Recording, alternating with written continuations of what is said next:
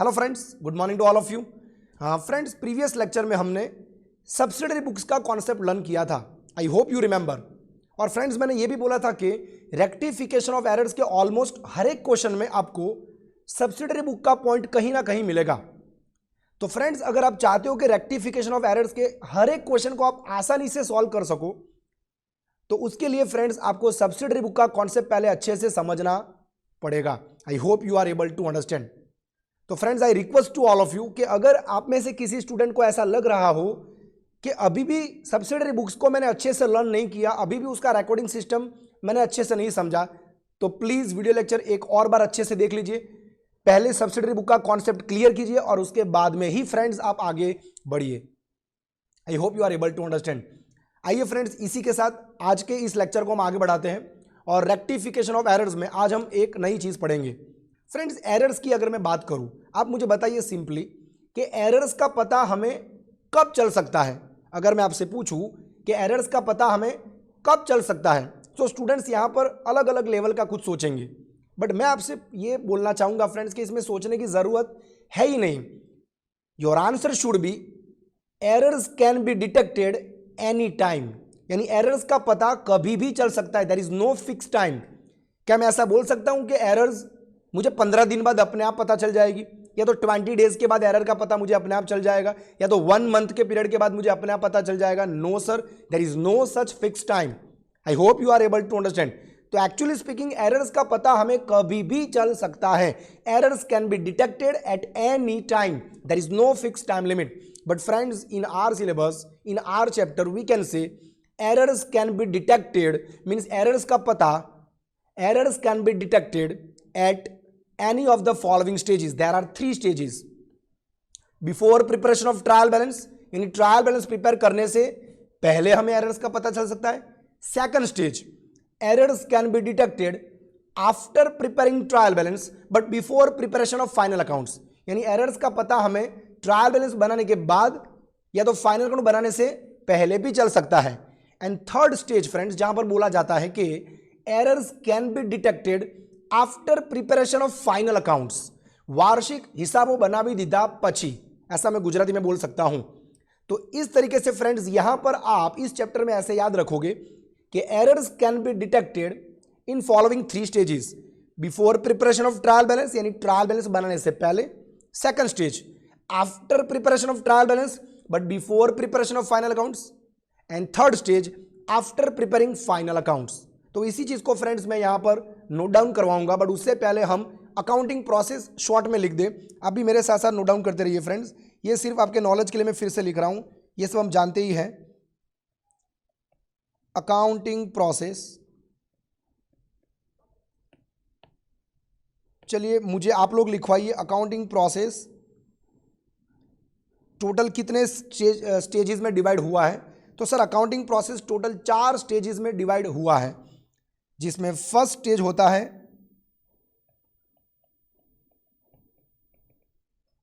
Recording, यानी कि recording of the transactions. Second stage होता है ledger posting.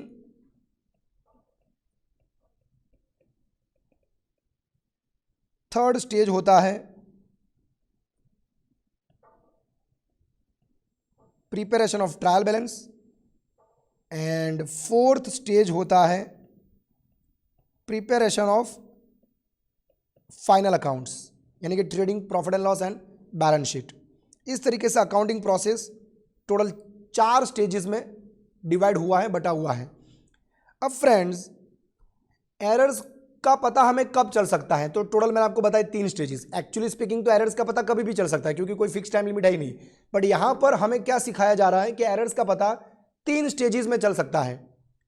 Trial balance prepare करने से पहले, अब ट्रायल बैलेंस प्रिपेयर करने से पहले यानी कि स्टेज नंबर 1 जो है वो यहां पर आएगा कि एरर्स का पता हमें चलेगा ट्रायल बैलेंस बनने से पहले। मेरे साथ साथ प्लीज फ्रेंड्स आप भी नोट डाउन कीजिए।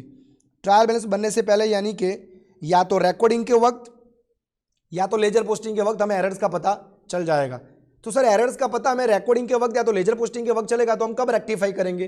फ्रेंड्स, इतना तो कॉन्सेप्ट आपका क्लियर होना ही चाहिए कि एरर्स का पता हमें जब कभी भी चलेगा हम ऑन दी स्पॉट उसको रेक्टिफाई कर देंगे। उसके लिए हम कोई अच्छे मुहूर्त का वेट करेंगे नहीं। तो एरर्स को हम तभी रेक्टिफाई कर देंगे जब हमें एरर्स का पता चलेगा। तो अगर आपको एरर्स का पता चलता है ट्रायल बैलेंस प्रिपेयर करने से पहले, यानी कि रिकॉर्डिंग के वक्त या तो लेजर पोस्टिंग के वक्त, तो हम रिकॉर्ड भी उसको हम रेक्टिफाई भी उसी वक्त कर देंगे। I hope you are able to understand. Sir अगर हमें एरर्स का पता सेकंड स्टेज कौन सा है? सेकंड स्टेज बोलता है कि एरर्स का पता चलेगा ट्रायल बैलेंस बनने के बाद, बट फाइनल अकाउंट्स बनने से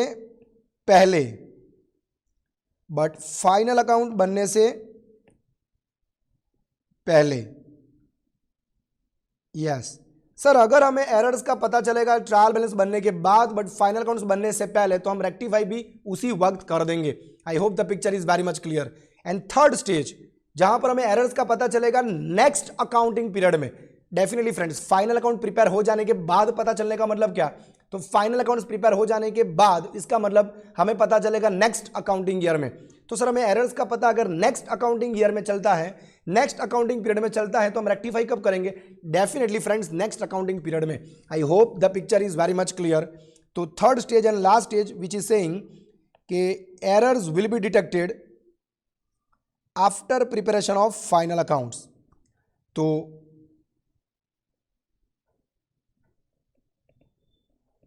errors can be detected,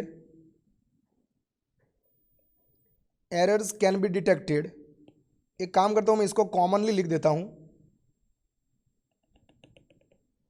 yes, यहां पर लिख देता हूं मैं कॉमनली।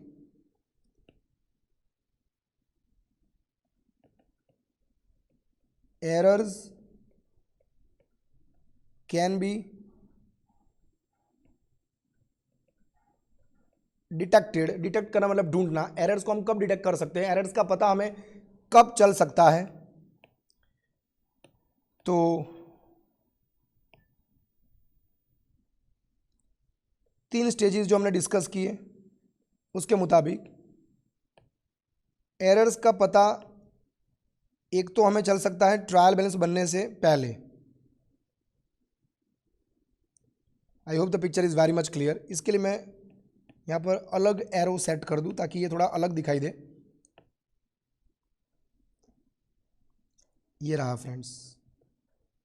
तो errors can be detected stage number 1 before preparation of trial balance, तो रेक्टिफाई भी हम कर देंगे उसी स्टेज में।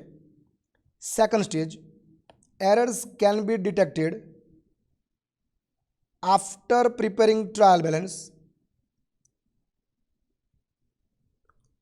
But before preparation of final accounts, तो हम रेक्टिफाई भी उसी मोमेंट पर कर देंगे। And third stage is saying that errors can be detected after preparation of final accounts, after preparation of final accounts. I hope the picture is very much clear.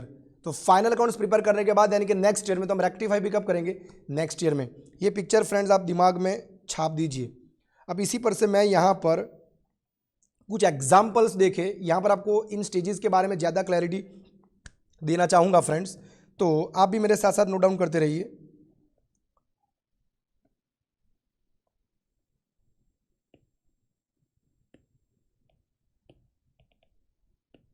Yes friends,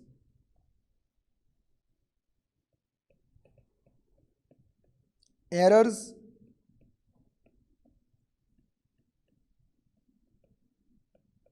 can be detected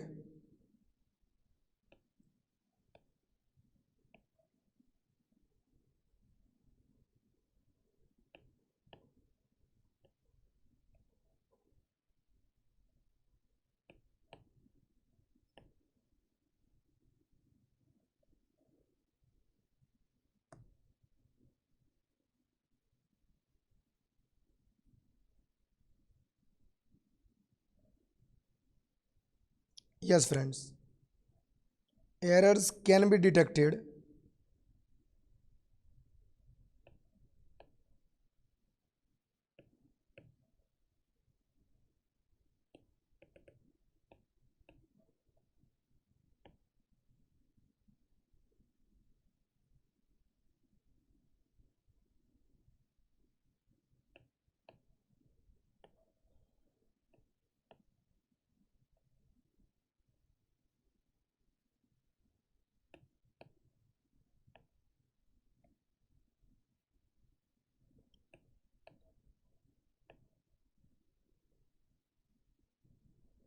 errors can be detected in following 3 stages.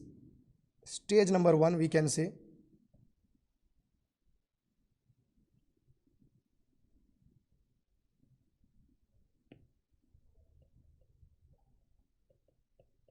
before preparation of trial balance, before preparation of trial balance. Then second stage, after preparation of trial balance.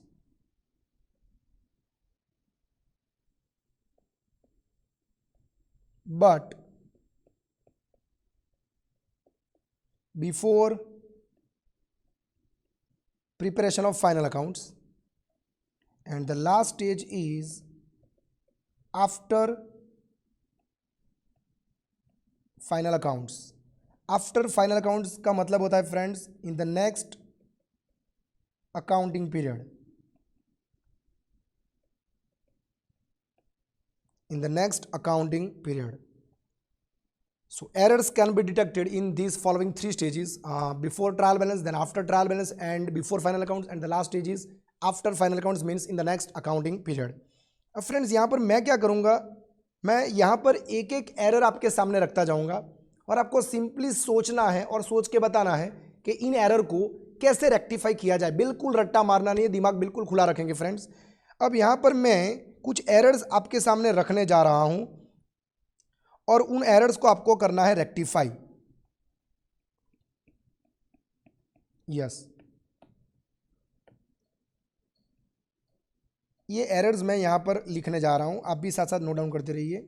सबसे हम पहले easy error से start करेंगे, एकदम easy error.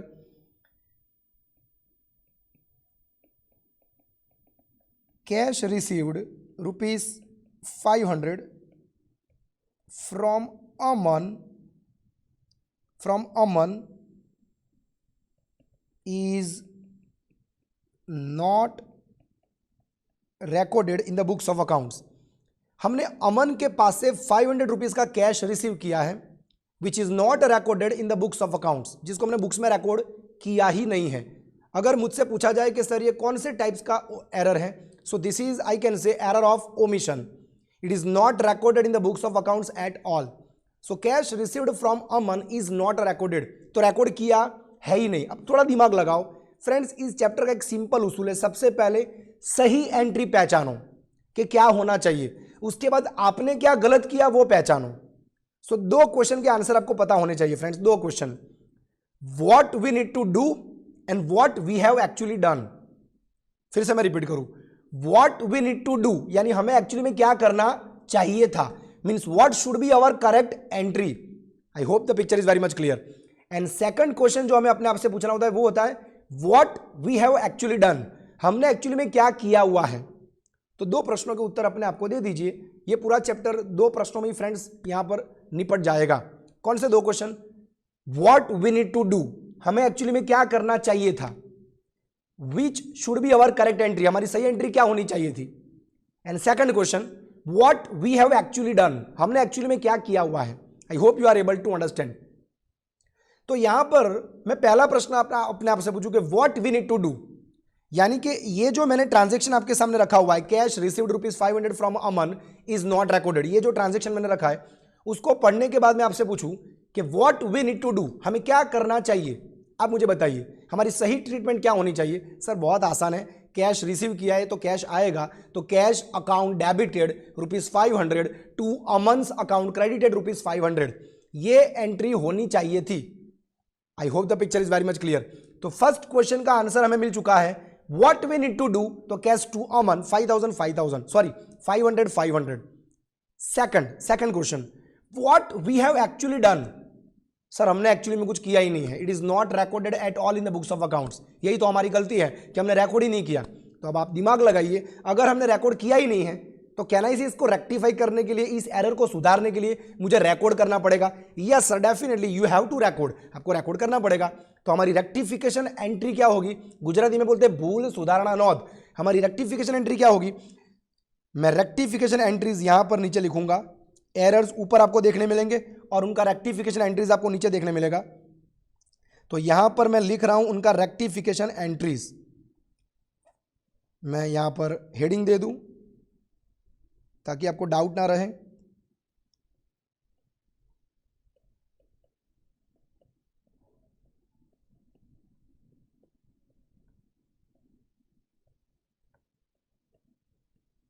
Rectification entries.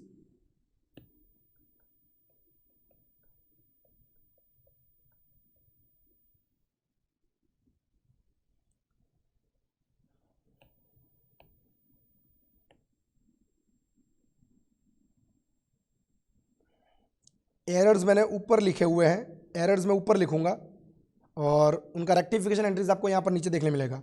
अब सबसे पहले मुझे ये बताओ कि ऊपर जो एरर हुआ, कैश रिसीव किया बट उसको रिकॉर्ड ही नहीं किया। अब इस एरर को अगर मैं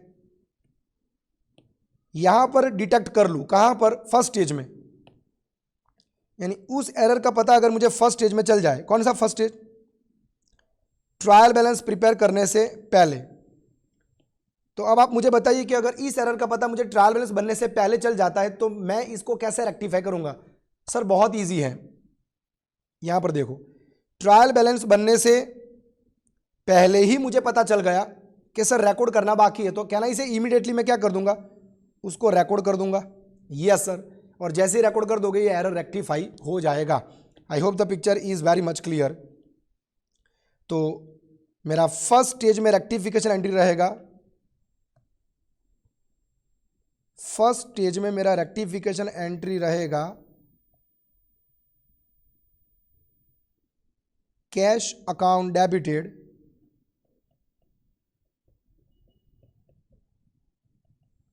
टू अमन 500।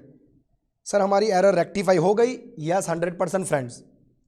बट सर अगर यही एरर का पता, इसी एरर का पता अगर मुझे सर सेकंड स्टेज में चला होता, सेकंड स्टेज मतलब ट्रायल बैलेंस बन जाने के बाद बट फाइनल अकाउंट बनने से पहले,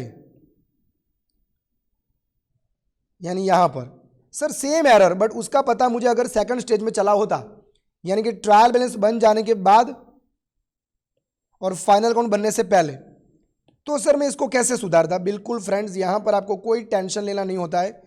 मैं आपको एक सिंपल चीज बताना चाहूंगा, एरर्स को वैसे ही रेक्टिफाई किया जाता है जैसे रेक्टिफाई करना होता है, इसमें कोई कॉन्सेप्ट बदलता नहीं रहता है फ्रेंड्स। अगर आपने ट्रांजैक्शन रिकॉर्ड नहीं किया है तो रेक्टिफाई करने के लिए आपको रिकॉर्ड करना ही पड़ेगा, that's it, it's a simple फंडा। आपको यहां पर कोई मगअप करने की जरूरत नहीं है कि सर सेकंड स्टेज है तो हम क्या करें। यहां पर कुछ स्टूडेंट अननेसेसरी सोचना स्टार्ट कर देते हैं कि क्या करें क्या करें क्या करें, और कुछ स्टूडेंट तो ऐसे भी होंगे जो सस्पेंस अकाउंट के बारे में सोच रहे होंगे, गुजराती में बोले तो उपलक खातू। तो कुछ स्टूडेंट ने तो यहां पर सस्पेंस अकाउंट के बारे में भी सोच लिया होगा, 100% सोचा होगा, अपने आप से पूछिए। बट आपको यहां पर सस्पेंस के बारे में सोचना नहीं है। बट सर हमने तो 11th स्टैंडर्ड में सस्पेंस देखा था ट्रायल बैलेंस के बाद। बट फ्रेंड्स मैं ये थोड़ी देर बाद आपको समझाऊंगा कि सस्पेंस अकाउंट पिक्चर में कब आएगा, कैसे आएगा, उसका लॉजिक क्या। वो कोई तुक्का मारने की चीज नहीं है, अंधाधुंध फायरिंग अपने को करना नहीं है। I hope friends you are able to understand. तो सर कैश रिसीव किया है और रिकॉर्ड करना बाकी है, तो पता चलेगा तो क्या करना पड़ेगा, रिकॉर्ड करना पड़ेगा, that's it, make it simple. तो यहां पर भी अगर मुझे इसका पता चलेगा तो मुझे सिंपली इसको रिकॉर्ड करना पड़ेगा। मैंने पहले ही बोला मेक इट सिंपल, अननेसेसरी ज़्यादा सोचते नहीं रहेंगे। तो यहां पर भी पता चला तो what I have to do, यहां पर भी मुझे उसी तरीके से उसको सुधारना पड़ेगा। Cash account debited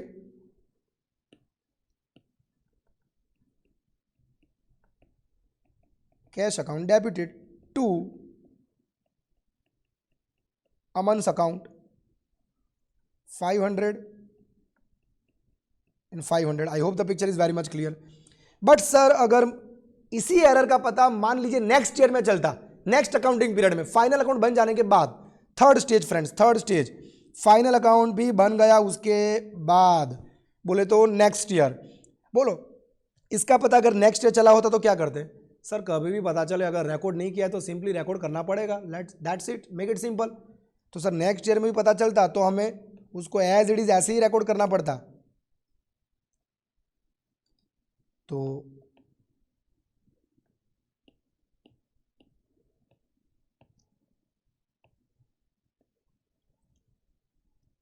yes friends, तो नेक्स्ट ईयर में पता चलता तो भी उसको एज इट इज़ मुझे ऐसे ही रेक्टिफाई करना पड़ेगा.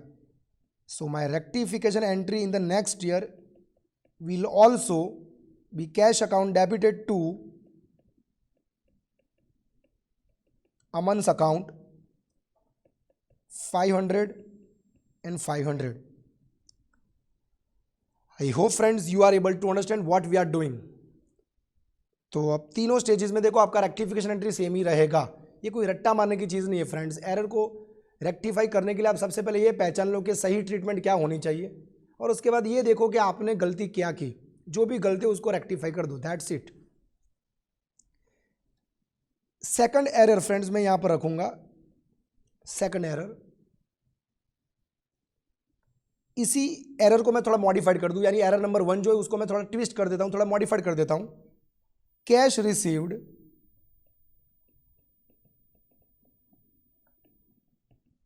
₹500 from Aman is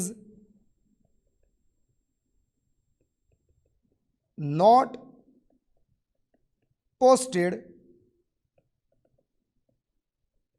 to his account. अब इस एरर को अच्छे से पहले समझिए फ्रेंड्स. कैश रिसीव्ड ₹500 फ्रॉम अमन, सिर्फ आधा सेंटेंस पढ़ने के बाद आपके दिमाग में सही एंट्री क्लियर हो जानी चाहिए. पूरे रेक्टिफिकेशन में फ्रेंड्स एक ही चीज कीजिए, सबसे पहले सही एंट्री पहचान लीजिए. What we need to do,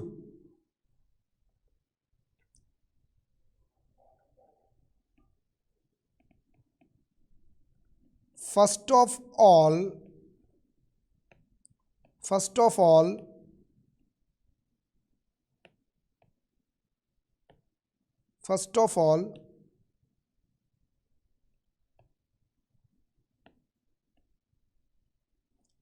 students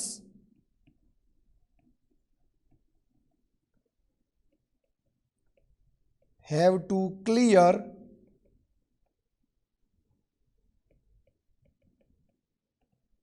following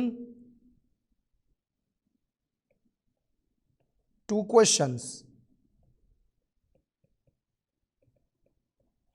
students have to clear following 2 questions. पहले आपको ये 2 क्वेश्चंस क्लियर करने पड़े फ्रेंड्स. कौन से 2 question? Number 1,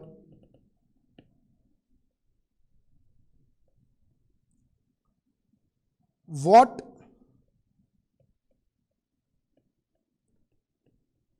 we need to do, हमें क्या करना चाहिए, या तो हमें क्या करना चाहिए था. What we need to do, ultimately इसका मतलब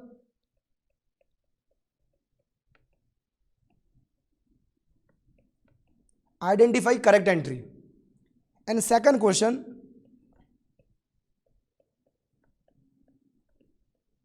what we have actually done,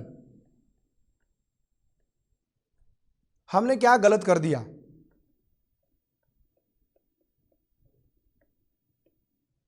I hope the picture is very much clear. इन 2 प्रश्नों के उत्तर अगर आपने अपने आप को दे दिए तो समझ जाइए पूरा चैप्टर फ्रेंड्स आपके लिए बहुत इजी हो जाएगा. I hope you are able to understand. अभी मैं फ्रेंड्स यहां पर वापिस आ जाऊं.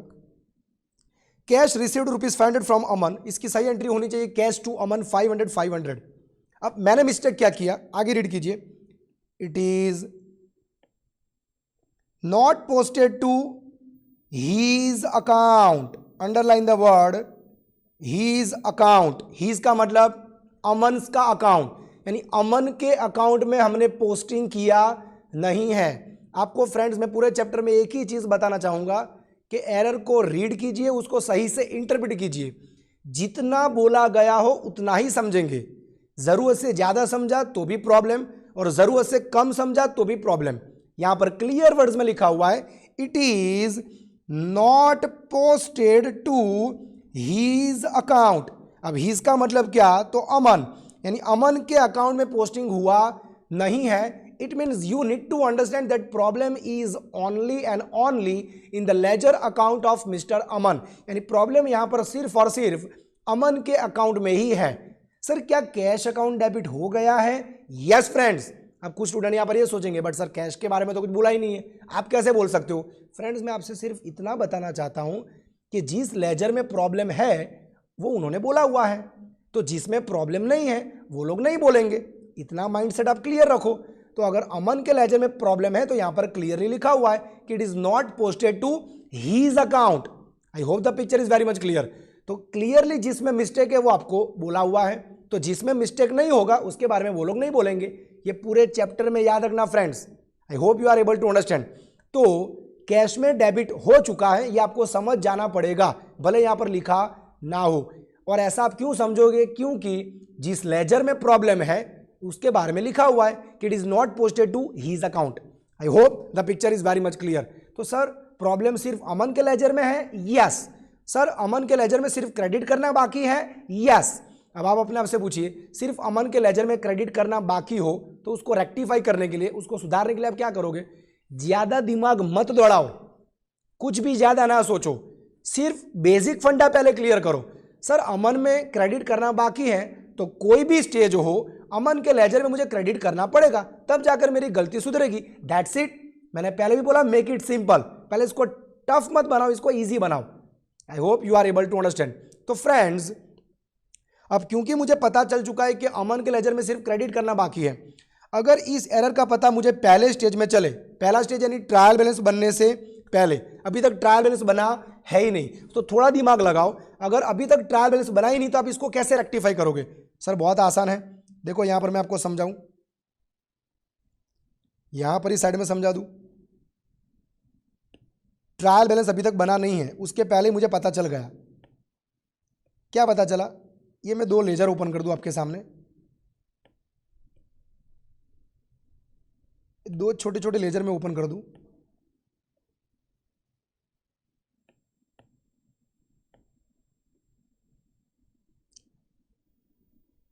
सर ये आप क्या कर रहे हो? ये मैं आपको अकाउंटिंग प्रोसेस का सेकंड स्टेज समझा रहा हूं, यानी कि लेजर पोस्टिंग। लेजर पोस्टिंग, अब यहां पर दो लेजर कनेक्टेड है, एक तो कैश अकाउंट का लेजर और दूसरा अमन का लेजर। अब हमारी एरर क्या हुई सेकंड वाले में? यहां पर एरर क्या हुई? It is not posted, posted मतलब लेजर पोस्टिंग, खाता वही वहां खत्म होनी। I hope you are able to understand. It is not posted to his account, यानी अमन में क्रेडिट हुआ नहीं है। Is it posted to cash account? Yes sir, cash account is correctly debited by 500 rupees. कहना इसे लेजर पोस्टिंग के बाद accounting process में थर्ड स्टेज पर प्रिपेयर होता है trial balance. Yes sir, third stage पर प्रिपेयर होता है ट्रायल बैलेंस। अब समझना इस चीज को,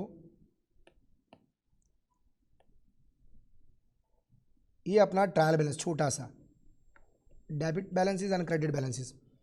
फ्रेंड्स फर्स्ट स्टेज यानी कि एरर्स का पता हमें कब चलेगा? Before trial balance, trial balance बनने से पहले।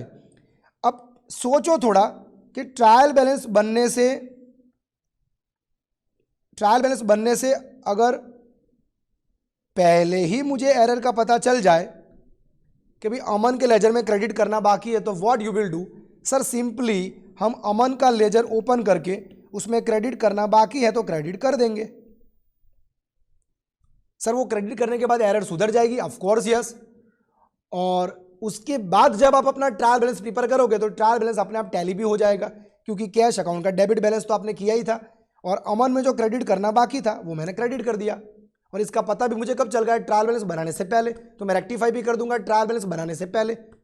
तो मैंने रेक्टिफाई कर दिया ट्रायल बैलेंस बनाने से पहले ही कि भाई अमन में क्रेडिट करना बाकी था तो मैंने क्रेडिट कर दिया। अब उसके बाद मेरा जब ट्रायल बैलेंस बनेगा तो कहना इसे it will tally. Yes sir, cash account 500 and Aman account 500, it will tally. But friends यहाँ पर मेन पॉइंट मैं यही समझाना चाहता हूँ कि ट्रायल बैलेंस बनने से पहले मुझे एरर्स का पता चला कि भाई अमन में क्रेडिट करना बाकी है, तो सिंपली रेक्टिफाई करने के लिए मुझे क्या करना पड़ेगा? अमन का लेजर अकाउंट ओपन करके उसमें 500 क्रेडिट कर देना पड़ेगा। तो फ्रेंड्स यहां पर मैं रेक्टिफिकेशन एंट्री कुछ ऐसे लिखूंगा स्टेटमेंट के फॉर्म में। कुछ स्टूडेंट के मुताबिक रेक्टिफिकेशन एंट्री मतलब ऐसा कि इस तरीके की ही एंट्री उनको दिखनी चाहिए, बट ऐसा जरूरी नहीं है फ्रेंड्स। आप स्टडी मटेरियल में देखोगे तो ऐसा लिखा हुआ है कि अगर एरर्स का पता ट्रायल बैलेंस बनने से पहले चल जाता है स्टेज नंबर 1 में, अगर एरर्स का पता ट्रायल बैलेंस बनने से पहले चल जाता है, और अगर वो एरर सिर्फ वन साइडेड एरर है, सिर्फ वन साइडेड एरर हो, यानी कि उस एरर के कारण सिर्फ एक ही लेजर को प्रॉब्लम हुआ हो, सिर्फ एक ही लेजर अफेक्ट हुआ हो, सिर्फ एक लेजर, तो वहां पर फुल रेक्टिफिकेशन एंट्री पॉसिबल नहीं होती। I am repeating friends, study material में ऐसा लिखा हुआ है कि if the errors are detected before preparation of trial balance, यानी एरर्स का पता अगर ट्रायल बैलेंस बनने से पहले चलता है, and if that error is one sided error, यानी कि उस एरर के कारण सिर्फ एक लेजर को अफेक्ट हो रहा है, in that case full rectification entry is not possible. But friends, ये आपको रट्टा मारने की जरूरत नहीं, आप अपने आप ही सोचोगे तो भी जवाब मिलेगा कि फुल रेक्टिफिकेशन एंट्री पॉसिबल हो भी कैसे सकती है। कि सर अगर ट्रायल बैलेंस अभी तक बना ही नहीं है, ये बना ही नहीं है, उसके पहले मुझे पता चल जाए कि अमन में क्रेडिट करना बाकी है, तो सिंपली मुझे क्या करना चाहिए, अमन के लेजर को ओपन करके क्रेडिट कर देना चाहिए। सर डेबिट किसे करोगे, किसी को भी नहीं, डेबिट क्यों करेंगे किसी को, सर सस्पेंस नहीं आएगा, सस्पेंस आने का तो कोई सवाल ही नहीं है। सस्पेंस आता ही फ्रेंड्स ट्रायल बैलेंस पर से है, अभी तक तो ट्रायल बैलेंस बना ही क्या है, अभी तक तो ट्रायल बैलेंस बना ही नहीं है, उससे पहले ही एरर का पता चल गया। प्लीज कॉन्सेप्ट क्लियर करो। तो सर कैश अकाउंट डेबिट नहीं करेंगे, अरे भाई रेक्टिफिकेशन एंट्री में आप कैश अकाउंट डेबिट क्यों करोगे, रेक्टिफिकेशन एंट्री का मतलब क्या, गलती को सुधारती हुई एंट्री। क्या कैश अकाउंट में कोई गलती है, नो सर, तो उसको सुधारने की क्यों जरूरत, cash account is already debited by you, वो आपने ऑलरेडी डेबिट किया हुआ है।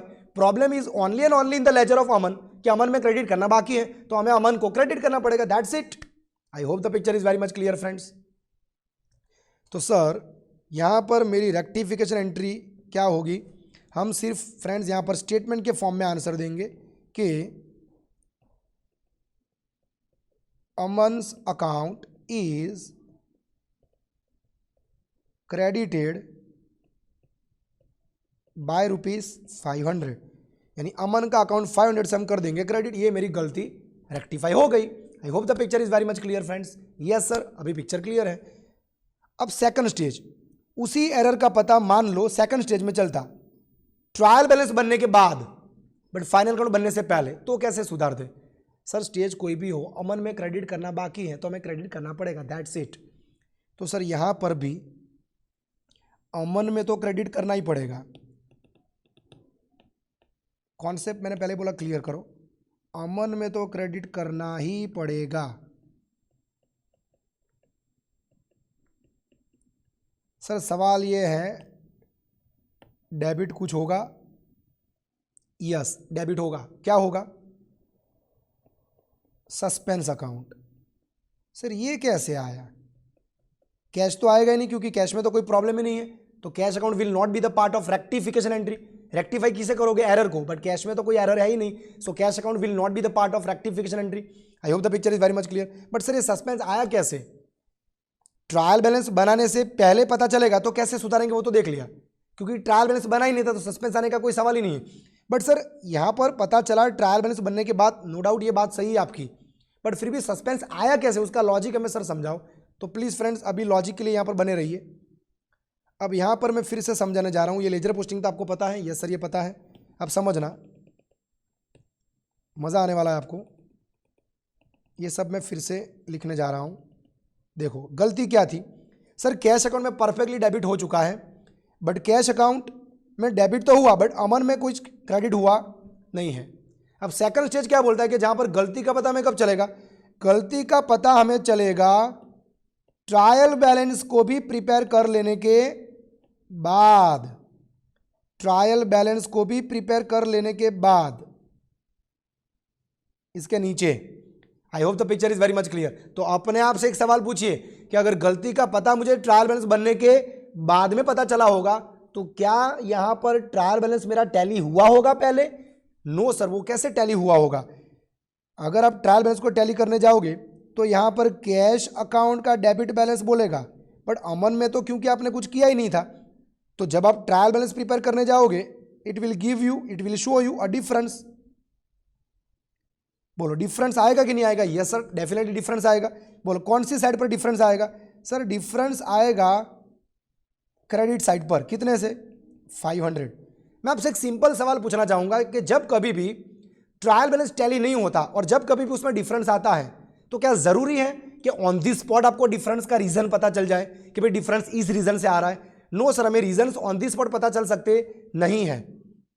तो फ्रेंड्स हम क्या करते हैं, ट्रायल बैलेंस में जो भी डिफरेंस आता है उसे हम एक टेम्पररी अकाउंट में ट्रांसफर कर देते हैं और उस टेम्पररी अकाउंट का नाम होता है सस्पेंस अकाउंट, उपलब्ध खातु।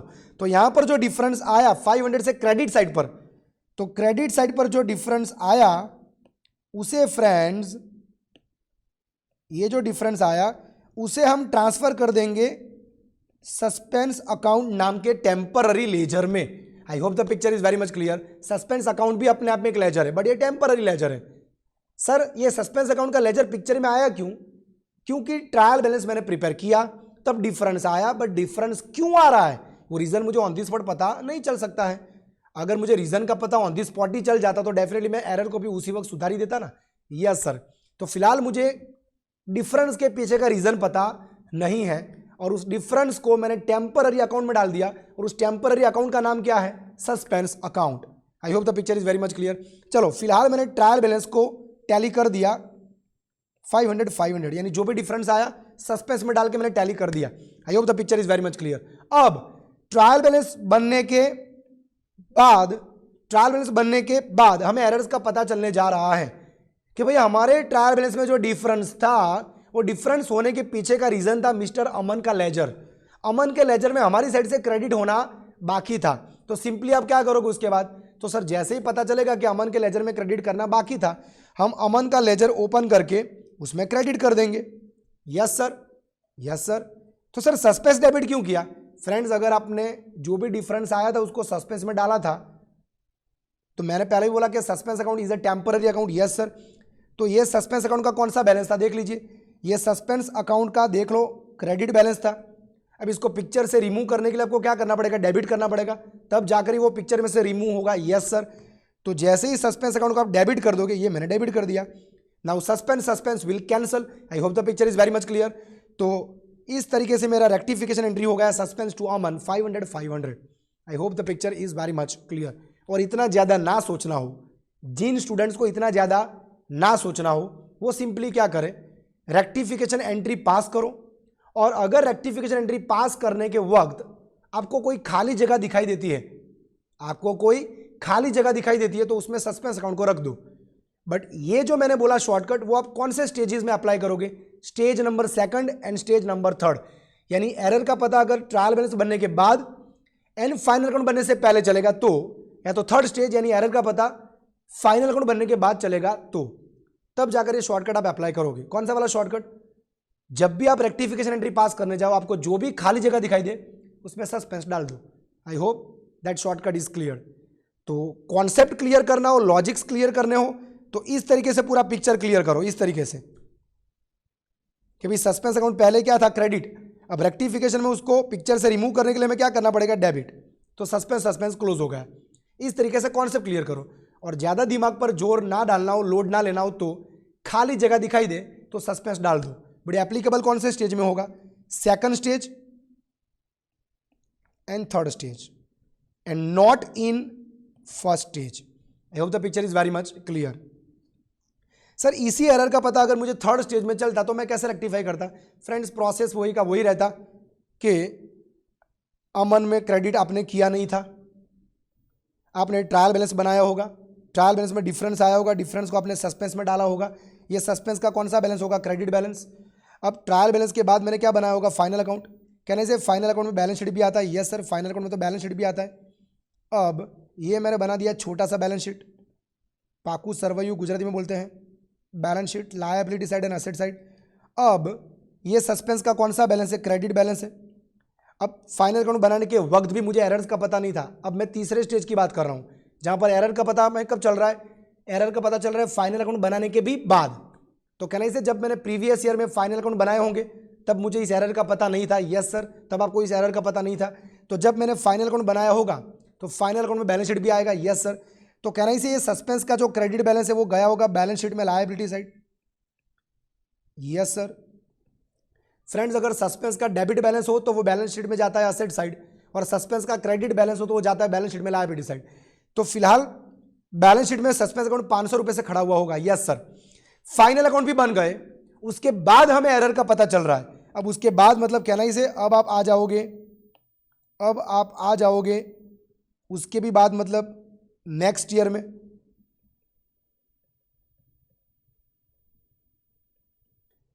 यस सर, नेक्स्ट ईयर में आ जाएंगे। तो नेक्स्ट ईयर में इसको कैसे रेक्टिफाई करेंगे? फ्रेंड्स मैंने पहले भी बोला कि रेक्टिफाई करने का तरीका तो वही रहता है, अमन में क्रेडिट करना बाकी है तो किसी भी कीमत पर क्रेडिट करना पड़ेगा, नो अदर ऑप्शन। तो सर अभी भी हम अमन को क्रेडिट करेंगे 100% यस, तो टू अमन्स अकाउंट 500 क्रेडिट करना ही पड़ेगा friends, no other logic, no other option. और सर ये बैलेंस शीट में जो सस्पेंस खड़ा हुआ है 500 रुपए से, अभी भी जब तक आप इसे रिमूव नहीं करोगे अपने आप निकलने वाला नहीं है। तो ये सस्पेंस का क्रेडिट बैलेंस है, रिमूव करने के लिए मुझे एक और बार यहां पर फिर से आपको बता दूं, रिमूव करने के लिए डेबिट करना पड़ेगा ही पड़ेगा। तो ये सस्पेंस का क्रेडिट बैलेंस है, क्योंकि लायबिलिटी साइड पर क्रेडिट बैलेंस इसी आते हैं।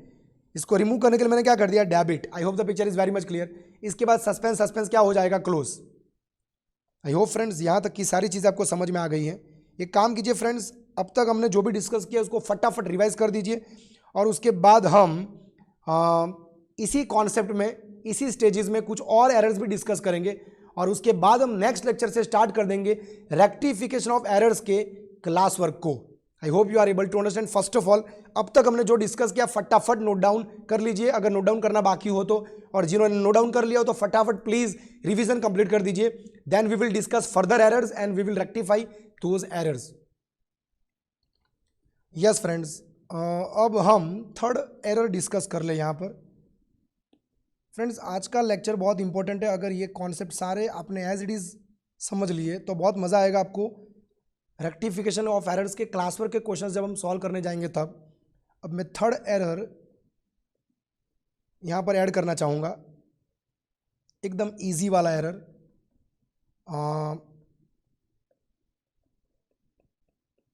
Amount paid ₹1000 to Ramesh,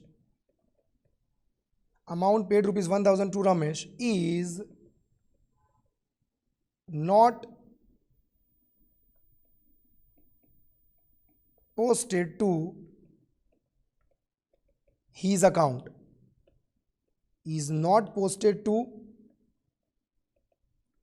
his account.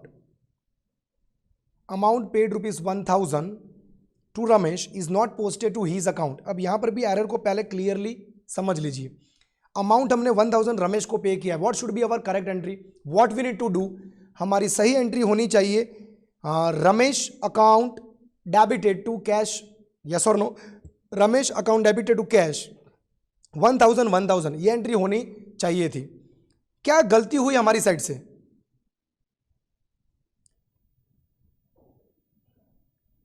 It is not posted to his account, not posted to his मतलब रमेश के अकाउंट में पोस्टिंग हुआ नहीं है, यानी रमेश में अभी भी डेबिट करना बाकी है। सर कैश अकाउंट में क्रेडिट हो गया होगा, यस 100% यस सर, बट उसके बारे में तो कुछ नहीं बोला। मैंने इसके पहले वाले एग्जाम्पल में आपको बता दिया फ्रेंड्स के पूरे चैप्टर में, सिर्फ इस एक दो एग्जाम्पल में नहीं, पूरे चैप्टर में आपको जितना बोला जा रहा हो उतना ही समझिए, उतना ही इंटरप्रेट कीजिए। जरूरत से ज्यादा समझे तो भी प्रॉब्लम, और कम समझे तो भी प्रॉब्लम। तो प्लीज फ्रेंड्स जितना सेंटेंस में आपको समझाया जा रहा है, लिखा जा रहा है, उतना ही समझिए आप, क्योंकि यहां पर क्लियर वर्ड्स में लिखा हुआ है it is not posted to his account, यानी रमेश में पोस्टिंग हुआ नहीं है। तो जिसमें पोस्टिंग नहीं हुआ उसके बारे में बोला है, तो जिसमें पोस्टिंग हो गया होगा उसके बारे में वो लोग क्यों कुछ बोलेंगे। I hope you are able to understand. तो सिर्फ और सिर्फ रमेश के अकाउंट में डेबिट होना बाकी है। अब आप दिमाग लगाइए फ्रेंड्स, अगर रमेश के अकाउंट में डेबिट करना बाकी है तो इस एरर को रेक्टिफाई करने के लिए क्या करेंगे, make it simple. Sir Ramesh में डेबिट करना बाकी है तो किसी भी कीमत पर डेबिट करना पड़ेगा, तब जाकर ये हमारा एरर रेक्टिफाई होगा। तो चाहे एरर का पता फर्स्ट स्टेज में चले, यानी ट्रायल बैलेंस बनने से पहले चले, तो भी हमें रमेश डेबिट करना पड़ेगा। चाहे हमें एरर का पता सेकंड स्टेज में चले, यानी कि ट्रायल बैलेंस बनाने के बाद बट फाइनल अकाउंट बनाने से पहले चले, तो भी हमें इसी तरीके से सुधारना पड़ेगा, यानी रमेश अकाउंट तो डेबिट करना ही पड़ेगा। और चाहे हमें थर्ड स्टेज में पता चले, यानी कि फाइनल अकाउंट प्रिपेयर कर लेने के बाद, तो भी फ्रेंड्स हमें रमेश अकाउंट डेबिट करना पड़ेगा, मतलब डेबिट करना पड़ेगा। I hope you are able to understand. तो फ्रेंड्स आइए एरर को रेक्टिफाई करें। सर बोलो, अगर इस एरर का पता, थर्ड नंबर वाली एरर का पता हमें ट्रायल बैलेंस बनने से पहले चल जाता, अभी तक हमने ट्रायल बैलेंस बनाया है ही नहीं, उससे पहले चल जाता, तो अब कैसे रेक्टिफाई करते? सर सिंपली रमेश का अकाउंट ओपन करके उसको हम क्या कर देते? Debit. Ramesh account is debited bye ₹1000। Sir suspense इधर नहीं आएगा? बिल्कुल नहीं आएगा फ्रेंड्स। इसके लिए आप सेकंड वाला एग्जांपल एक बार देख लीजिए। सेकंड एरर जो हमने थोड़ी देर पहले ऊपर डिस्कस किया, ये अमन वाला, ये आप एक बार रिवाइज कर दीजिए, आपको 100% समझ में आ जाएगा कि सस्पेंस क्यों नहीं आएगा।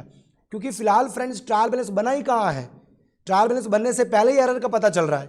अभी तो सिर्फ लेजर पोस्टिंग चल रहा है कि भाई, और लेजर पोस्टिंग करते करते हमें पता चल गया कि रमेश में डेबिट करना बाकी, तो simply what we will do, Ramesh का लेजर ओपन करके उसमें डेबिट कर देंगे। I hope the picture is very much clear. Yes sir, इसी एरर का पता अगर आपको सेकंड स्टेज में चलता, यानी ट्रायल बैलेंस बनाने के बाद बट फाइनल अकाउंट बनाने से पहले, तो आप इसे कैसे रेक्टिफाई करोगे? सर वेरी इजी, रमेश में डेबिट करना बाकी है तो वो तो डेबिट करना ही पड़ेगा।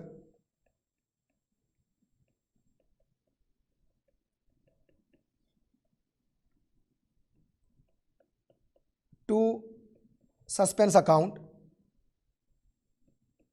1000 सस्पेंस क्या हो जाएगा? Credit. I hope the picture is very much clear. अगर किसी स्टूडेंट को सस्पेंस का लॉजिक फिर से समझना हो तो मैं यहाँ पर उसके लिए लेजर ड्रॉ करने जा रहा हूँ। ये देख लीजिए, ये एक मैंने छोटा सा लेजर ड्रॉ कर दिया रमेश भाई का, और एक और छोटा सा लेजर में ड्रॉ कर दूँ कैश अकाउंट का, और उसके बाद मैं बना दूं इन दोनों के बेसिस पर trial balance.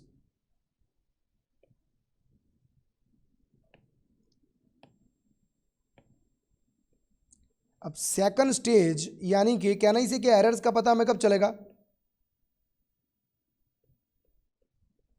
Trial balance prepare कर लेने के बाद, इसके बाद हमें पता चलेगा। Yes sir. तो अब गलती क्या हुई थी? सर गलती कुछ यूं थी कि रमेश के लेजर में डेबिट हमने नहीं किया था। बोलो, कैश अकाउंट में क्रेडिट हो गया था? यस सर, ये क्रेडिट हो गया था हमसे, यानी ये हमने क्रेडिट कर लिया था।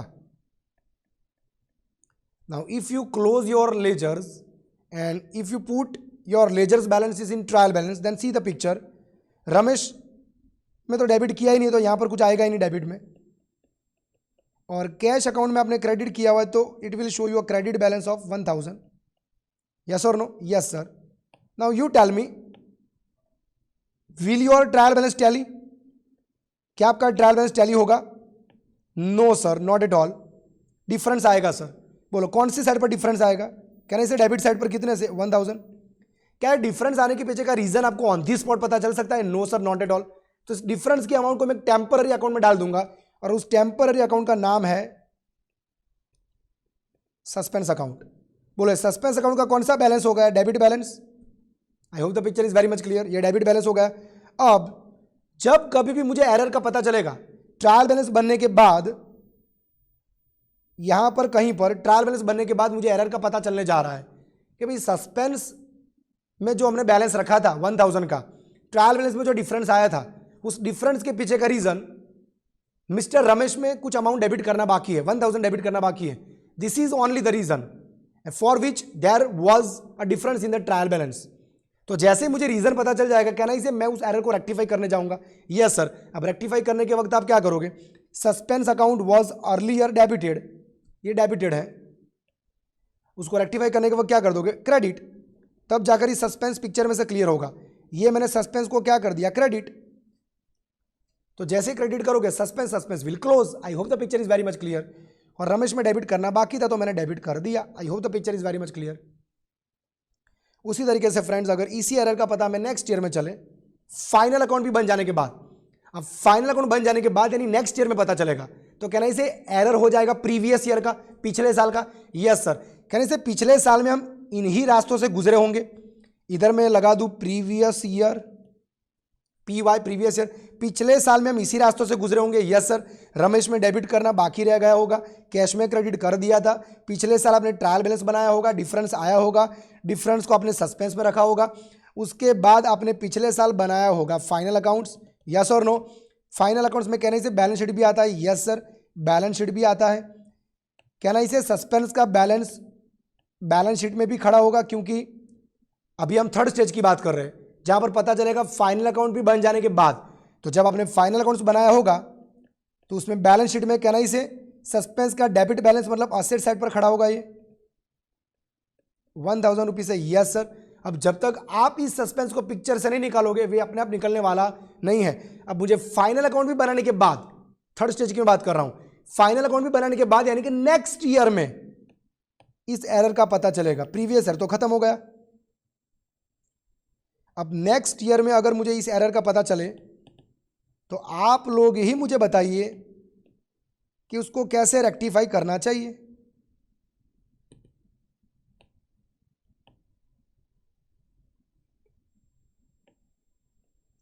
नेक्स्ट ईयर में पता चले तो कैसे रेक्टिफाई करना चाहिए। अब हम आ गए नेक्स्ट ईयर में, इतना तो पता आपको चलता ही होगा, NY मतलब कि नेक्स्ट ईयर में। तो नेक्स्ट ईयर में कैसे रेक्टिफाई करोगे सर? रेक्टिफाई करने का तरीका कोई भी ईयर हो सेम ही रहता है। रमेश में डेबिट करना बाकी है तो डेबिट करना पड़ेगा, तो Ramesh account debited, Ramesh account debited. अभी हम थर्ड स्टेज में खड़े फाइनल अकाउंट बनाने के बाद यानी नेक्स्ट ईयर में, तो रमेश अकाउंट डेबिटेड 1000। और सर सस्पेंस जो अभी भी बैलेंस शीट में खड़ा हुआ है ये अपने आप निकलने वाला नहीं, उसको निकालने के लिए वंस अगेन ये डेबिट बैलेंस है तो निकालने के लिए क्या करना पड़ेगा? क्रेडिट। तो टू सस्पेंस अकाउंट और इसके बाद सस्पेंस का बैलेंस पिक्चर में से रिमूव हो जाएगा। I hope the picture is very much clear. तो ये हमने बेसिक कॉन्सेप्ट्स फ्रेंड्स लर्न किए। अब इसके बाद एक और लास्ट कॉन्सेप्ट बचा, उसके बाद फ्रेंड्स कॉन्सेप्ट वाइज ये चैप्टर हो जाएगा कंप्लीट। उसके बाद कुछ नया कॉन्सेप्ट आपको देखने मिलेगा नहीं। तो अगर मैं कॉन्सेप्ट के पॉइंट ऑफ व्यू से बताऊं तो अभी एक और कॉन्सेप्ट बचा हुआ है, लास्ट कॉन्सेप्ट, जो इसी में डिस्कस हम कर लेंगे इसी लेक्चर में। यहां पर मैं फ्रेंड्स 4th नंबर वाली एरर लिखने जा रहा हूं।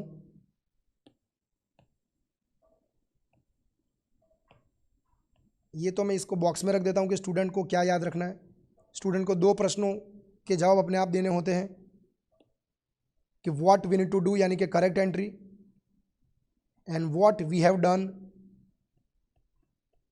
रॉन्ग, हमने क्या गलत कर दिया। अब इसी में फ्रेंड्स ये 3 एरर तो हमने डिस्कस कर लिए, फर्स्ट, सेकंड एंड थर्ड। अब मैं साइड में यहाँ पर 4th एरर लिखने जा रहा हूँ। 4th error, salary paid ₹10,000 is not recorded, is not recorded. Friends salary हमने पे किया हुआ 10,000 रुपीज़, जिसको हमने बुक्स ऑफ अकाउंट्स में रिकॉर्ड किया है ही नहीं। कहने से सैलरी हमारे लिए क्या होता है? एक्सपेंस, उसको रिकॉर्ड ही नहीं किया, तो it is not recorded at all, it is complete omission. तो रिकॉर्ड नहीं किया तो इसको रेक्टिफाई करने के लिए क्या करना पड़ेगा? रिकॉर्ड करना पड़ेगा, यस सर। तो 4th नंबर वाली एरर की रेक्टिफिकेशन एंट्री में नीचे लिख दूं। बोलो फर्स्ट स्टेज यानी ट्रायल बैलेंस बनने से पहले पता चल जाए, यानी कि रिकॉर्डिंग के वक्त या तो लेजर पोस्टिंग के वक्त क्या करोगे? सर रिकॉर्ड नहीं किया तो सिंपली सर रिकॉर्ड करना पड़ेगा। तो salary account debited 10,000 to cash account 10,000, yes sir. बोलो सेकंड स्टेज यानी ट्रायल बैलेंस बनाने के बाद बट फाइनल अकाउंट बनाने से पहले इसका पता चले तो कैसे रेक्टिफाई करेंगे? सर कोई भी स्टेज हो, सैलरी रिकॉर्ड नहीं किया तो रिकॉर्ड करना पड़ेगा, दैट्स इट।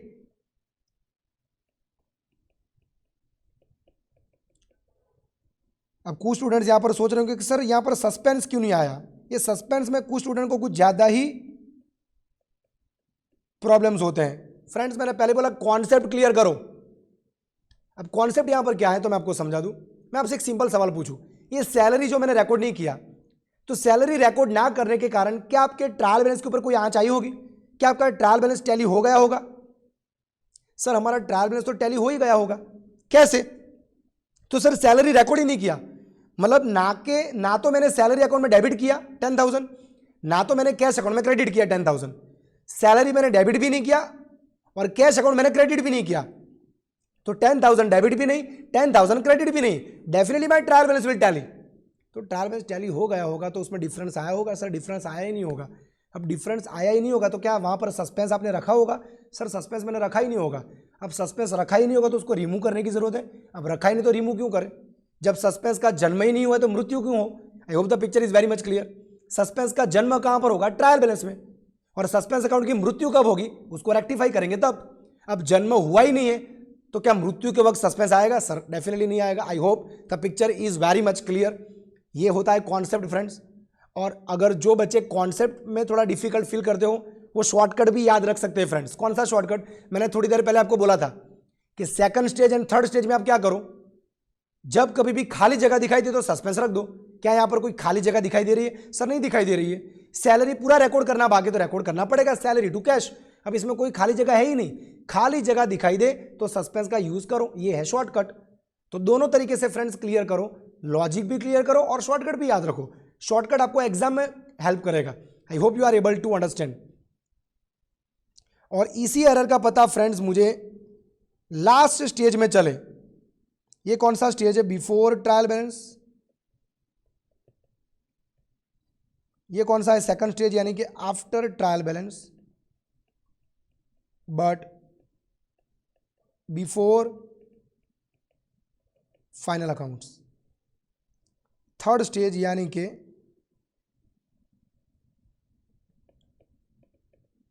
अगर इसी एरर का पता मुझे चले आफ्टर फाइनल अकाउंट्स यानी कि नेक्स्ट अकाउंटिंग ईयर में। नाउ यू टेल मी कि अगर इसका पता चलता है नेक्स्ट ईयर में, then how will you rectify the same? Sir ये भी बहुत आसान है। रिकॉर्ड ही नहीं किया तो रिकॉर्ड करना पड़ेगा, कोई भी ईयर हो। तो नेक्स्ट ईयर में ही पता चले तो सर हम तो ऐसे ही रिकॉर्ड कर देंगे, salary account debited to cash account. तो सर इसमें नया क्या था? आप तो बोल रहे थे नया कॉन्सेप्ट एक बचा हुआ है वो हम डिस्कस करेंगे। तो सर इसमें नया तो कुछ है नहीं, आप तो नया नया कर रहे थे। फ्रेंड्स यही कॉन्सेप्ट नया है। अब आप सैलरी अकाउंट डेबिट नहीं कर सकते हो। अब आप सैलरी अकाउंट डेबिट नहीं कर सकते हो। स्टूडेंट पूछेंगे सर क्यों सैलरी डेबिट नहीं कर सकते? रिकॉर्ड नहीं किया तो रिकॉर्ड तो करना पड़ेगा। No friends, you can't debit salary account in the next year. पूछिए मुझसे क्यों? क्यों सर? दिमाग लगाइए, थोड़ा लॉजिक क्लियर कीजिए। ये एरर कौन से ईयर का हुआ? अभी मैं कौन से स्टेज में खड़ा हूँ? फाइनल अकाउंट के बाद हमें एरर का पता चला, यानी कि एरर का पता हमें कब चल रहा है? एरर का पता हमें चल रहा है कैन आई से नेक्स्ट ईयर में। नेक्स्ट ईयर में, अब नेक्स्ट ईयर में एरर का पता चला मतलब ये एरर कौन से ईयर का हुआ? प्रीवियस ईयर का, पिछले साल का। अब एक गलती पिछले साल की है। पिछले साल में आपने क्या किया था? सर सैलरी रिकॉर्ड नहीं किया था। अब इस साल में इस गलती का पता चला नेक्स्ट ईयर में फाइनल अकाउंट बन जाने के बाद। अब आप इस साल में अगर आप सैलरी डेबिट करोगे, अगर आप इस साल में सैलरी डेबिट करोगे तो कैन आई से इसके कारण ये इस साल के प्रॉफिट एंड लॉस अकाउंट में आ जाएगा। जैसे ही आप सैलरी डेबिट करोगे तो सैलरी कहां पर आ जाएगा? पी एंड एल में। यहां पर सैलरी आ जाएगा।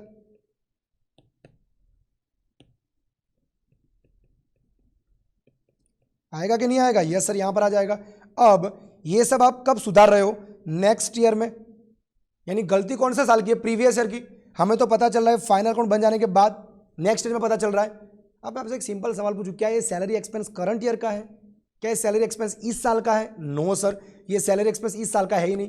तो अगर आप इस साल में डेबिट करोगे तो वो तो इस तरीके से यहां पर करंट ईयर के पी&एल में आ जाएगा। ये पी&एल करंट ईयर का है। यस और नो? Yes sir. तो कहना इसे ये 10,000 सैलरी डेबिट करने के कारण करंट ईयर का प्रॉफिट भी 10,000 से कम हो जाएगा। यस सर, हम यही तो चाहते नहीं है। सर क्या नहीं चाहते? प्रीवियस ईयर की किसी भी एरर को इस ईयर में रेक्टिफाई करने के कारण प्रॉफिट्स में कोई भी मूवमेंट नहीं होने चाहिए, प्रॉफिट में कोई भी चेंजेस नहीं होने चाहिए। क्यों? रीजन सिंपल है क्योंकि हमें हमारे फाइनेंशियल स्टेटमेंट कैसे चाहिए होते, true and fair, true and fair. अब अगर आप प्रॉफिट एंड लॉस अकाउंट बोलते हो और प्रॉफिट एंड लॉस अकाउंट में at the end of the year हमें जो प्रॉफिट मिलता है या तो जो लॉस दिखाई देता है, कहना से वो करंट ईयर का ही प्रॉफिट है तो करंट ईयर का ही लॉस होता है, यस सर। तो कहना से अगर मुझे करंट ईयर का प्रॉफिट या तो लॉस जानना हो तो उसमें करंट ईयर के ही ट्रांजैक्शन रिकॉर्ड होने चाहिए, यस सर। अब आप करंट ईयर के P&L में प्रीवियस ईयर के कोई एक्सपेंसेस डाल दोगे या तो प्रीवियस ईयर की कोई इनकम डाल दोगे तो क्या वो आपको ट्रू एंड फेयर प्रॉफिट या तो लॉस दिखाएगा, नो सर। तो ट्रू एंड फेयर प्रॉफिट और लॉस दिखाने के लिए सर हम क्या करें, आप इसको डायरेक्टली सैलरी में डेबिट ना करके, आप इसको डायरेक्टली सैलरी में डेबिट ना करके उसको डेबिट कहां पर करो, profit and loss adjustment account में। कहां पर डेबिट करो, profit and loss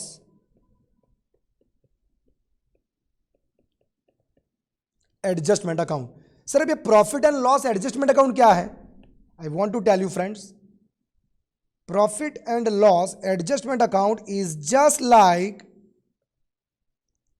it is just like profit and loss account. It is just like profit and loss account.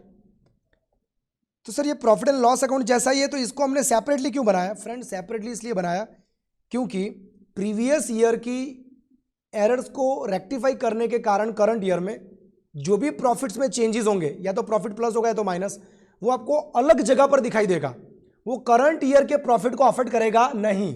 I hope you are able to understand. तो उसको हम अलग जगह पर रखेंगे और उस अलग जगह का नाम ही है profit and loss adjustment account. यानी कि ये मैंने ड्रॉ कर दिया profit and loss adjustment account. As I told you it is just like profit and loss account. जैसे प्रॉफिट एंड लॉस को क्लोज करने पर प्रॉफिट है तो लॉस मिलता है, वैसे प्रॉफिट एंड लॉस एडजस्टमेंट को भी क्लोज करने पर डिफरेंस जो आएगा वो या तो नेट प्रॉफिट होगा या तो नेट लॉस होगा। बट सर ये करने का रीज़न क्या, एज आई टोल्ड यू ये करने का सिंपल रीज़न यही है, यहाँ पर आपको मिलेगा या तो नेट प्रॉफिट या तो यहाँ पर आएगा उसको हम कहेंगे नेट लॉस। तो एक होता है प्रॉफिट एंड लॉस अकाउंट जिसमें सिर्फ और सिर्फ करंट ईयर का प्रॉफिट है तो लॉस होता है, सिर्फ करंट ईयर के ट्रांजैक्शन होते हैं। तो प्रीवियस ईयर का कोई इनकम हो या तो एक्सपेंस हो आप किसके जरिए रिकॉर्ड करोगे, प्रॉफिट एंड लॉस एडजस्टमेंट के जरिए। तो हमें फ्रेंड्स प्रॉफिट के दो अलग अलग फिगर मिलेंगे। प्रॉफिट एंड लॉस अकाउंट में जो हमें प्रॉफिट या तो लॉस मिलेगा वो सिर्फ और सिर्फ करंट ईयर का होगा, and profit and loss adjustment account में हमें जो प्रॉफिट और लॉस मिलेगा वो प्रीवियस ईयर के एक्सपेंसेस या तो इनकम को करंट ईयर में रिकॉर्ड करने के कारण जो भी प्रॉफिट और लॉसेस में चेंजेस आएंगे वो मैं यहां पर दिखाई देंगे। I hope the picture is very much clear. So this is the concept of profit and loss adjustment account. अब इसको सिंपल वे में मैं लिख दूं, इसका एक कॉन्सेप्ट है, मैं यहां पर लिख दूं थियोरेटिकली आफ्टर फाइनल अकाउंट वाला कॉन्सेप्ट, जो बाकी है फ्रेंड्स मेरी साइड से डिस्कस करना। यहां पर मैं ऊपर लिख लूं यस, तो यहां पर मैं साइड में लिखने जा रहा हूं कि if the errors are detected after final accounts, यानी कि नेक्स्ट ईयर में, then what, give heading profit and loss adjustment account.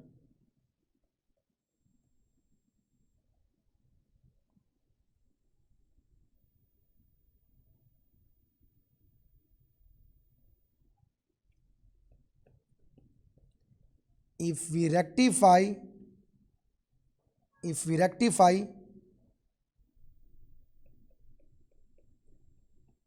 errors of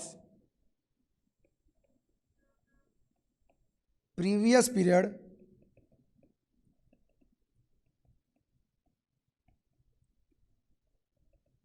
in current period, if we rectify errors of previous period in current period, then it should not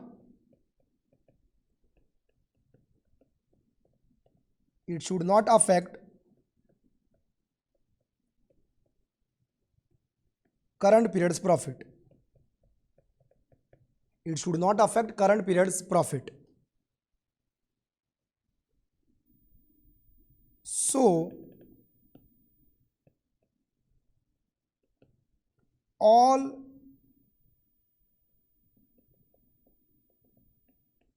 nominal ledgers, nominal मतलब कि गुजराती में बोलते हैं उपज खर्च ना खाता, सो all nominal ledgers यानी कि expenses and income, expenses and income के ledger, so all nominal ledgers are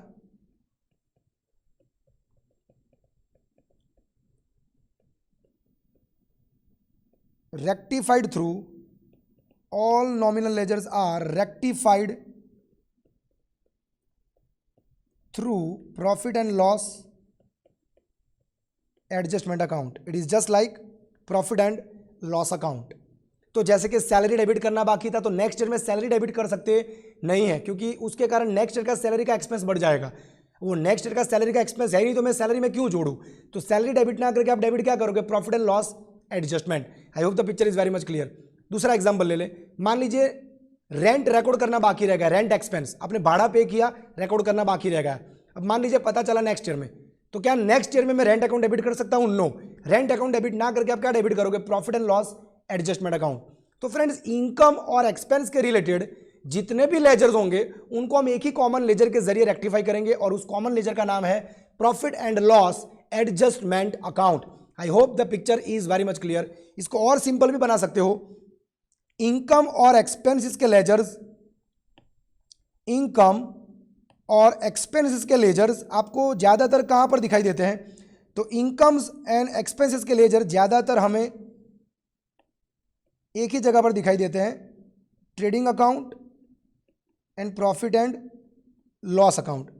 तो trading account and profit and loss account में आने वाले जितने भी लेजर्स हो, उन हर एक लेजर्स को हम एक ही लेजर में डाल देंगे, जिसका नाम है profit and loss adjustment account. और ये करने के कारण फ्रेंड्स आपको प्रॉफिट के दो अलग अलग फिगर्स मिलेंगे। प्रॉफिट एंड लॉस अकाउंट में जो प्रॉफिट मिलेगा या तो लॉस मिलेगा, वो सिर्फ और सिर्फ करंट ईयर के प्रॉफिट और लॉस को रिप्रेजेंट करेगा। And profit and loss adjustment account में जो प्रॉफिट है तो लॉस दिखाई देगा, वो आपको सेपरेट फिगर मिलेगा। आई hope the picture is very much clear. Concept और क्लियर करना हो फ्रेंड्स, कॉन्सेप्ट तो ऐसी चीज है जिसको जितना दिमाग लगाना हो लगा सकता है। आप दिमाग जितना ब्रेन स्टॉर्मिंग रखोगे उतना कॉन्सेप्ट क्लियर होगा। मैं आपसे कुछ काउंटर क्वेश्चन करूं फ्रेंड्स, यहां पर कुछ काउंटर क्वेश्चन। क्या गलती की थी हमने? सर हमने सैलरी पे किया था 10,000 और रिकॉर्ड नहीं किया था। अब इसका पता हमें चला नेक्स्ट ईयर में, अभी मैं थर्ड स्टेज डिस्कस कर रहा हूं, इसका पता हमें चला नेक्स्ट ईयर। अब नेक्स्ट ईयर में हमें पता चला कि पिछले साल सैलरी रिकॉर्ड करना बाकी रह गया। अब आपसे मैं कुछ सवाल करना चाहूंगा, पिछले साल सैलरी रिकॉर्ड करना बाकी रह गया, यानी पिछले साल ये खर्चा रिकॉर्ड करना बाकी रह गया, क्या इसके कारण पिछले साल के प्रॉफिट के ऊपर कोई आंच आई होगी? Sir definitely yes. इसके कारण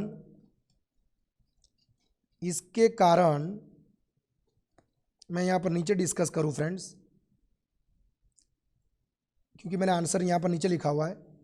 कैन आई से कि इसके कारण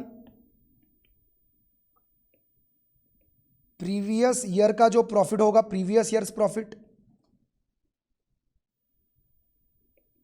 वो ज्यादा आया होगा, इंक्रीज्ड बाय 10,000। सर कैसे पिछले साल का प्रॉफिट ज्यादा आया होगा? कॉमन सेंस, सैलरी आपके लिए एक्सपेंस, जब आप एक्सपेंस रिकॉर्ड ही नहीं करोगे तो प्रॉफिट ज्यादा आएगा। Yes sir. तो सर इस गलती के कारण पिछले साल का प्रॉफिट ज्यादा आया होगा। तो due to this error,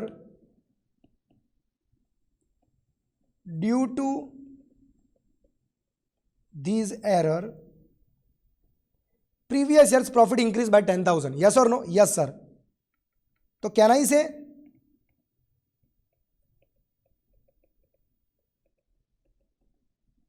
I say after rectification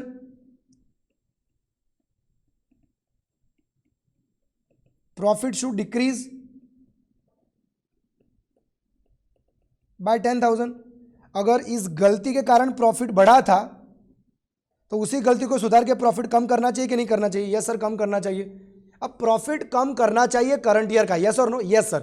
अब कम करने के आपके पास दो रास्ते।